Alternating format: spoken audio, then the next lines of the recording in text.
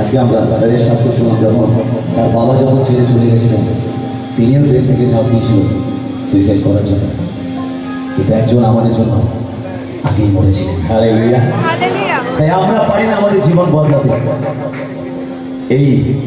এই মার্গ, এই ভক্তি মার্গ আমাদের চেষ্টা হয় না। শুনে রাখুন, এই ভক্তি মার্গ হচ্ছে প্রতীক্ষার মার্গ, শরণাগতির মার্গ।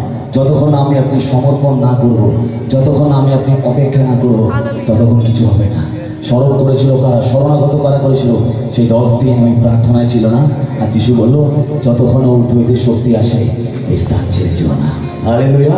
অনেকে ছিল, মাত্র 120 জন স্মরণ করেছিল এবং প্রতীক্ষা করছিল, আর ওই 120 জনের উপরেই নেমে এসেছিল তার বাক্য। হালেলুয়া।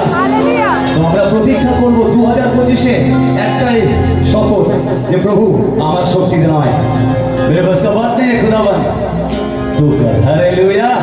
তুমি করো প্রভু, তুমি পারো, তুমি পারো বদলাতে আবার আমাদের নতুন করে।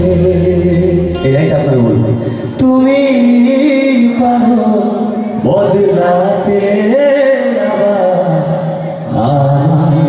নতুন করে। সবাই একসাথে হাত তুলে বদলে দাও, বদলে দাও, বদলে দাও, তুমি আমার বদলে দাও, বদলে দাও, বদলে দাও, তুমি আমার। তুমি পারো বদলাতে আমার, তুমি পারো বদলাতে সময়, তুমি পারো বদলাতে সময়। সব কিছু তোমার হাতে, তুমি পারো বদলাতে আমার, তুমি পারো বদলাতে সময়, তুমি পারো বদলাতে সময়। সব কিছু যিশু তোমার হাতে, বদলে দাও, বদলে দাও প্রভু, বদলে দাও, তুমি আমার বদলে দাও, বদলে দাও, বদলে দাও, তুমি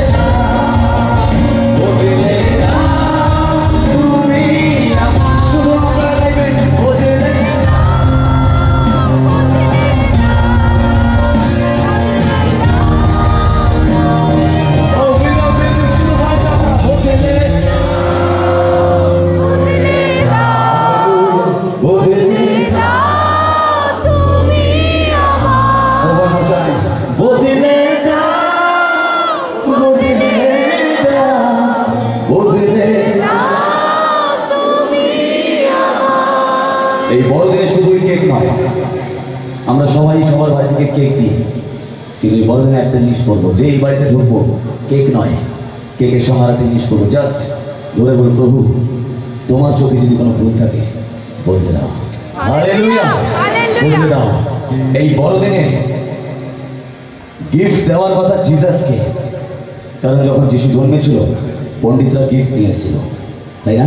সোনা, লোবান, গন্ধরস। কেক নিয়ে আসিনি, গ্যাবরিয়েল গিফট নিয়ে আসিনি, একটা সমাচার দিয়েছিল, শুভ সমাচার। দাউদ নগরে তোমাদের ত্রাণকর্তা জন্মে গেছে। হালেলুয়া, দাউদ নগরে তোমাদের ত্রাণকর্তা জন্মে গেছে। সময় নেই, ছোট্ট করে বলছি, সোনা, লোবান এবং গন্ধরস, এই তিনটে জিনিস পণ্ডিতরা গিফট করেছিল।